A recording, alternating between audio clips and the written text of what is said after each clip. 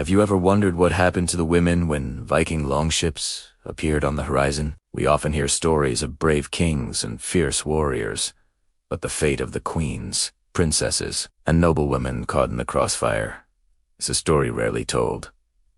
These weren't just ordinary captives. They were women of royal blood, symbols of power, and their capture marked the ultimate humiliation for their kingdoms. Today, we're pulling back the curtain on the dramatic and often tragic lives of captured queens during the Viking Age. When the Vikings set sail from Scandinavia, their goals were clear: wealth, land, and glory. Their raids, stretching from the coasts of England and Francia all the way to the riverways of Eastern Europe, were legendary for their brutality and efficiency. They plundered monasteries for gold, seized fertile lands for settlement, and established trade routes that reshaped the world. But among all the treasures they sought, one was prized above all others: people. And among the people, royal women were the ultimate prize. Imagine being a queen, living a life of privilege and authority, surrounded by the comforts of a royal court. Your husband is a king, your sons are princes,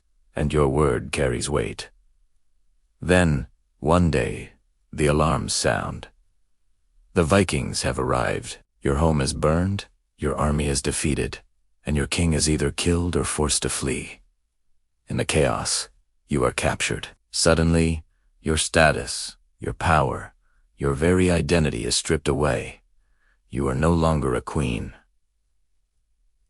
You are a captive, a trophy. For the Vikings, capturing a queen was more than just taking a high-value prisoner. It was a powerful, symbolic act. It was the ultimate demonstration of their victory. A captured queen represented the complete and utter collapse of an enemy's power structure. It sent a chilling message to all other rulers.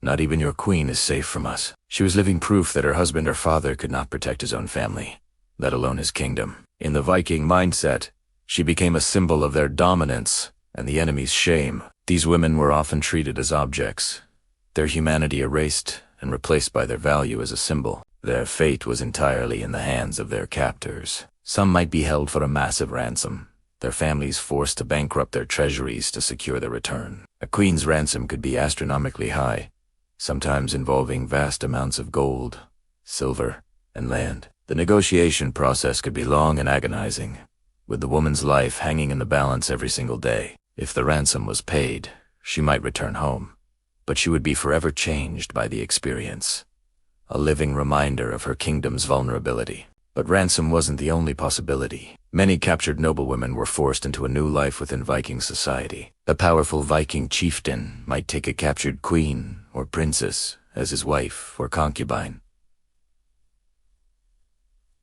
This wasn't a romantic affair. It was a political move. By marrying a woman of royal lineage, a Viking leader could attempt to legitimize his claim to the conquered lands. He was, in a sense, trying to absorb the old power structure into his new one. The children born from such unions would have a blend of Viking and local royal blood, creating a complex new layer of dynastic politics. For woman, this meant being forcibly married to the very man who had destroyed her world and likely killed her family. She would have to navigate a new culture, a new language, and a new life, all while bearing the children of her conqueror. The historical records, often written by the monks and chroniclers of the kingdoms that were attacked, give us glimpses into these terrifying events. The Anglo-Saxon Chronicle, for instance, records numerous Viking raids on England and the devastation they left behind. While it often focuses on the battles and the kings, it occasionally mentions the capture of high-status individuals. For example,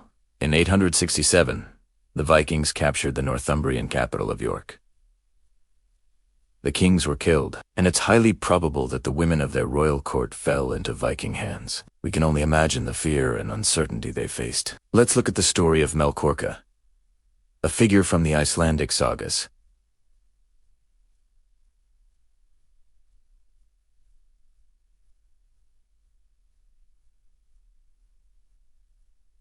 According to the Laxdilla saga, she was captured in a Viking raid as a young girl and sold as a slave in a Norwegian market. An Icelandic chieftain named Höskuld bought her, impressed by her beauty and noble bearing. Even though she pretended to be mute to hide her highborn origins, Huskold took her back to Iceland as his concubine. It was only when her son, Olaf, the peacock, was a young boy that he overheard her speaking Irish to him, revealing her secret. When Olaf grew up, he traveled to Ireland and was recognized by his grandfather, Keen Merkjarten, cementing his own status as a prince.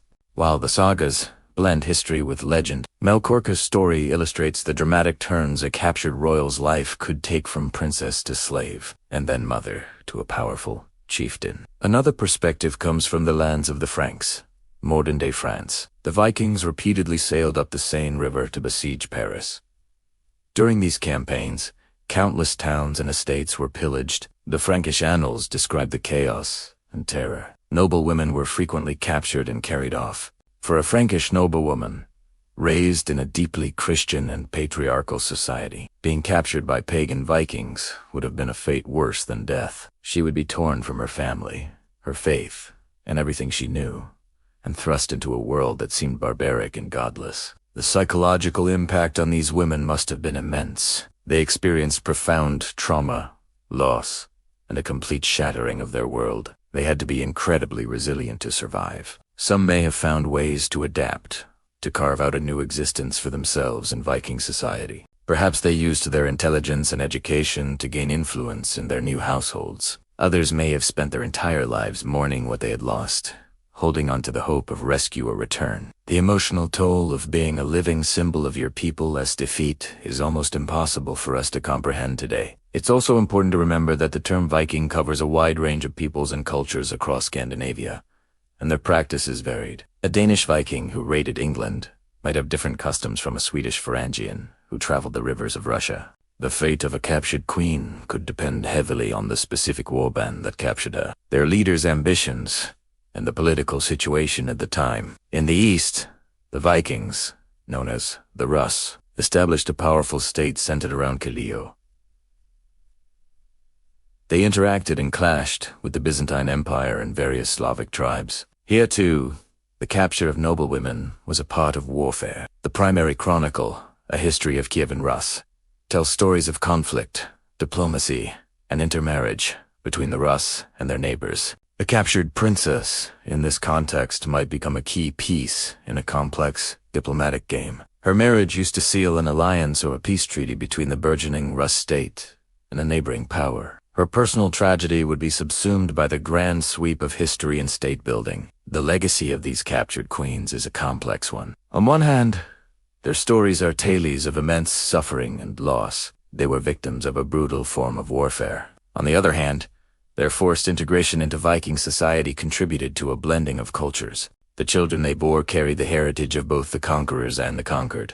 These children, like Olaf the Peacock, often grew up to be powerful and influential figures in their own right, bridging to different worlds. In a way, these women, even in captivity, helped shape the future of the societies that had taken them. Their DNA, their culture, and their stories were woven into the fabric of the Viking world and its successor states. So, the next time you see a depiction of a Viking raid, look beyond the warriors with their axes and shields. Think of the queens, princesses, and noblewomen whose lives were irrevocably changed. They weren't just background characters, they were central figures in the drama of the Viking Age. Their stories are a powerful reminder that the costs of war are measured not just in golden land, but in human lives and shattered worlds. They were the trophies of conquest, but they were also survivors, mothers, and the unwilling ancestors of a new Europe. Thank you so much for joining me on this journey into a lesser-known aspect of the Viking Age. If you found this story compelling, please hit that like button and subscribe for more deep dives into history. Let me know in the comments what you think about the fate of these captured queens. See you in the next video. What was it like to be a queen in the ancient world? We often imagine a life of luxury, power, and respect. But history tells a much darker, more brutal story. For every celebrated male warrior who found honor in death on the battlefield, there was a queen whose survival meant a fate far worse than death. When her kingdom fell, her life as she knew it ended in an instant. Imagine the chaos, the screams, the smoke, the clash of steel. One moment, she is the most powerful woman in the land, her every word a command. The next, she is a prisoner, a spoil of war. Her magnificent palace, once filled with laughter, music, and the scent of flowers, is now a smoldering ruin, looted and defiled by foreign soldiers. The very walls that protected her had become her cage. Her family, the people she loved more than life itself, are torn from her. Her husband, the king, is likely dead on the battlefield or executed in front of her. Her children,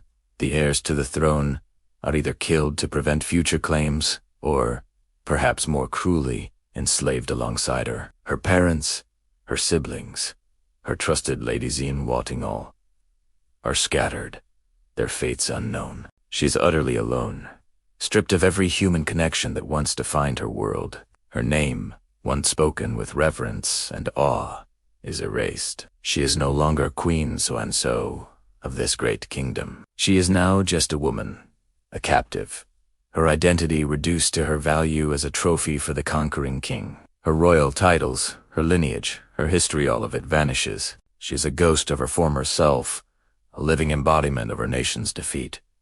Then comes the journey. She is paraded through the streets of her own devastated city, a spectacle of humiliation for her surviving subjects. She is then chained and marched, sometimes for hundreds of miles, to a foreign land she's only heard of in fearful whispers. The journey itself is an ordeal of exhaustion, hunger, and degradation.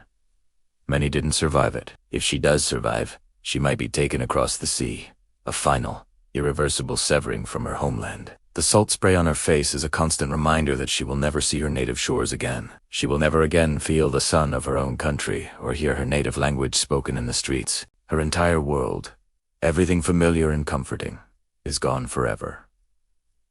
What awaited her in this new land? It was rarely anything close to mercy. A captured queen was a powerful symbol. Her presence in the victor's court was a constant, living declaration of his triumph. She might be forced into the conqueror's harem, becoming one of many anonymous women, serving the man who destroyed her life. Her royal blood meant nothing here. She was merely property. In this new reality, she had to navigate a treacherous world of court intrigue, jealousy, and cruelty, all without allies or protection. She had to suppress her grief, her rage, her despair, just to survive another day. Every glance from her captors was a reminder of her powerlessness. Every meal was a taste of bitterness, eaten in the house of her enemy. Sometimes, a queen was put on public display during a Roman triumph, a grand parade celebrating a military victory. She would be forced to walk in chains behind her conqueror's chariot, pelted with insults by the roaring crowds. This was the ultimate degradation, turning her personal tragedy into public entertainment. After the parade, her fate was sealed off in execution or a life of imprisonment in squalor. Think of Zenobia, the warrior queen of Palmyra, who was paraded through Rome in golden chains by Emperor Orion. Her spirit was broken for the amusement of the masses. Or consider the women of Troy after the city fell to the Greeks. Queen Hecuba, who had seen her husband and sons killed, was taken as a slave by Odysseus. Her daughters, like Cassandra and Polyxena, met equally tragic ends. These weren't just myths. There were stories that reflected the grim reality faced by countless women throughout history. Their suffering was a warning to other kingdoms and a testament to the victor's might. Even if she wasn't publicly executed or enslaved in a harem, a captured queen's life was one of quiet desperation. She might be held in a comfortable prison, a gilded cage, where she would live out her days in lonely isolation. She was a political pawn, too dangerous to set free but too valuable to kill outright. She would spend years, even decades, watching the world move on without her, haunted by memories of a life that felt like a dream. The psychological toll is almost impossible to comprehend. To go from the pinnacle of society to the absolute bottom, to lose everyone and everything you hold dear, and to be forced to live among your enemies, it's a torment that transcends physical pain. The resilience required to endure such a fate is extraordinary. Some queens undoubtedly found ways to resist, to maintain their dignity in the face of overwhelming oppression. They might use their intelligence and knowledge to survive, to find small ways to influence their new environment, or simply to hold on to their identity in the privacy of their own minds. But for many, the spirit was crushed. They were living reminders of a fallen dynasty, their existence a constant source of pain for themselves and a symbol of power for their captors. While the men who died fighting for their kingdom were immortalized as heroes, these women were forced to live through the consequences of that defeat. Their stories are often footnotes and the grand narratives of war and conquest, but their suffering was immense and profound. So, the next time we think of ancient queens, let's remember not just the glittering crowns and lavish courts, but also the terrifying fragility of their positions. Their lives were tied to the fortunes of their kingdoms, and when those fortunes turned, their world collapsed. They were the silent casualties of war, whose survival was often a sentence to a life of unending sorrow. Their stories deserve to be told, not just as tales of tragedy, but as testaments to the hidden costs of war and the incredible, often heartbreaking, resilience of the human spirit. Thank you for watching. If you found this glimpse into the darker side of history compelling, please like this video and subscribe to our channel for more stories that challenge what you thought you knew about the past. See you next time. History often paints a picture of fierce Viking warriors, their long ships cutting through the waves, their axes cleaving through shields. We hear tales of raids, of battles won, and of new lands discovered. But what about the stories that are less often told? The stories that happen in the quiet aftermath of the raid, after the fires have died down and the swords have been sheathed. What happened to the women of power, the queens, the noble women, who found themselves on the losing side of these brutal encounters? Their fate was a complex and often tragic one, a story not just of physical capture, but of a calculated and devastating psychological dismantling. To understand this, we first need to understand the world these queens came from. In their own kingdoms, whether in Anglo-Saxon England, Francia, or the Celtic lands, a queen was far more than just the king's wife. She was a symbol of her people's sovereignty, a figure of immense respect, and often a wielder of considerable political and economic power. A queen was the embodiment of her kingdom's dignity. She wore a crown, not just as a piece of jewelry, but as a representation of divine right and national identity. Her clothing, woven with precious threads and adorned with jewels, was a visual declaration of her status and her kingdom's wealth. Her name was known throughout the land, spoken with reverence in halls of power and with awe in humble cottages. She was protected, not just by walls and warriors, but by a web of social and religious customs that placed her at the pinnacle of society. She was a queen, and that title carried with it a world of meaning, power, and protection. Now, imagine the moment of capture, the chaos, the fear, the violent severing of everything she knew. When Vikings overran a kingdom, they didn't just take its gold and silver. They took its symbols, and the most powerful symbol of all was the queen herself. The capture of a queen was a profound statement. It was a declaration to the world that her kingdom had fallen, that its power was broken, and that its gods had failed to protect it. But the Vikings' goal wasn't simply to acquire a high-status prisoner. Their concept of power was deeply rooted in the idea of domination.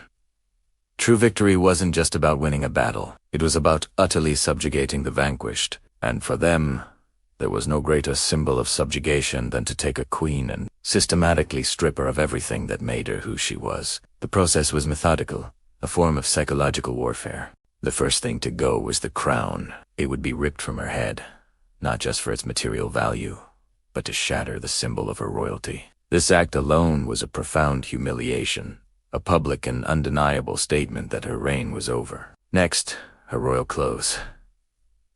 These weren't just garments. They were her identity, woven into fabric. They would be torn from her, replaced with the rough, simple tunic of a slave, a thrall. This transformation was immediate and visual. One moment, she is a figure of elegance and authority. The next, she is indistinguishable from the lowest members of society. This wasn't just about removing her finery. It was about erasing her past. Then came the most personal erasure of all. Her name. In her own land, her name commanded respect. It was linked to her lineage, her power, her very being. The Vikings would discard it. She would no longer be called by her royal title or her given name. She might be given a new, often derogatory Norse name, or more likely, no name etor. She would simply be referred to by her function. The woman, the thrall, the servant. By stripping her of her name, they stripped her of her history and her individual identity. She was no longer a person with a past. She was an object, a piece of property. From that moment on, she was no longer a queen. She was property. In Norse society, the line between free and unfree was absolute. As a thrall, she had no rights. She could be bought, sold, or given away as a gift. Her life was entirely in the hands of her new master. This complete loss of agency was perhaps the most crushing blow for a woman who had once commanded armies and influenced the course of nations. The Vikings understood that the spirit could be a greater battleground than the field of war. For them, breaking a queen's will, her very sense of self, was a far more potent display of power than simply causing her physical harm. While violence was an ever-present threat in her new life, the true objective was psychological domination. The ultimate humiliation, the ultimate proof of their victory, was to make a queen serve. Imagine a woman who once had servants to attend to her every need, now forced to perform the most menial tasks. She would grind grain, cook meals, scrub floors, and serve the very warriors who had destroyed her home and her life. Every single act of service was a fresh reminder of her foe. Every command she was forced to obey was a nail in the coffin of her former identity. To have a queen pour your drink, to have her serve you at the table where you and your men celebrate the conquests of her kingdom, this was the ultimate expression of dominance. This wasn't just about cruelty for its own sake. It was a carefully constructed social theater. When other Vikings saw a captured queen performing the duties of a slave, it sent a powerful message. It reinforced their own status and the success of their raid. It demonstrated the power of their leader, the man who could command a queen. It was a living, breathing trophy of their conquest, more potent than any stolen gold. The children she might bear to her captor would also be born into servitude.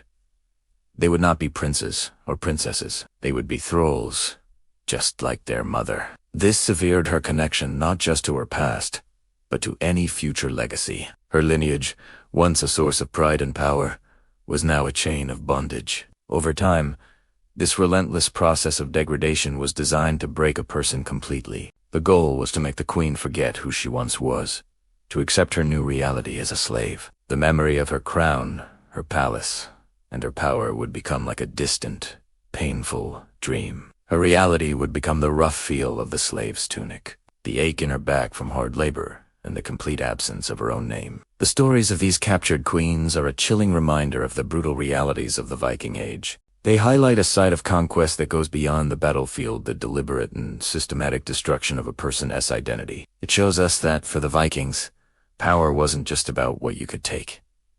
It was about who you could break. The ultimate symbol of their triumph was not a conquered castle, but a fallen queen, stripped of her crown, her name, and her very self, forced to serve in the halls of her conquerors. It's a dark and poignant chapter in history, a testament to the devastating human cost of war and the fragility of power. Thank you so much for watching. If you found this glimpse into the lesser-known aspects of history interesting, please consider liking this video and subscribing to the channel for more deep dives into the past. We'll see you in the next one.